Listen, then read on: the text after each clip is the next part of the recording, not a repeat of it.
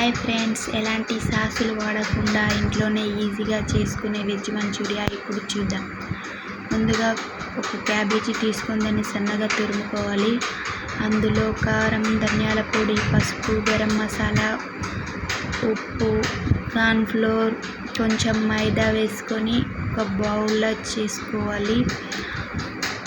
అందులోనే చిన్న చిన్న పీసులు రౌండ్గా చేసుకొని వాటిని డీప్ ఫ్రై చేసుకొని పక్కన పెట్టుకోవాలి. అలా పక్కన పెట్టుకొని ఉంచుకోవాలి. నెక్స్ట్ మరొక కడాయి పెట్టుకొని అందులో 2 టేబుల్ స్పూన్ల ఆయిల్ వేసుకొని మనం ముందుగా సన్నగా తరుముకున్న ఆనియన్స్, పచ్చిమిర్చి, పసుపు, కారం, ధనియాల పొడి, గరం మసాలా వేసుకొని బాగా కలుపుకోవాలి. నెక్స్ట్ మనం ముందుగా తయారు చేసుకున్న టమాటా ప్యూరీని అందులో వేసుకొని ఆయిల్ సపరేట్ అయ్యేంత వరకు వేగనించుకోవాలి. నెక్స్ట్ మనం ముందుగా కలిపి పెట్టుకున్న కార్న్ఫ్లోర్ వాటర్ని అందులో వేసుకొని బాగా కలుపుకోవాలి. కలుపుతూనే ఉండాలి, లేదంటే ఉండలు కట్టేస్తుంది.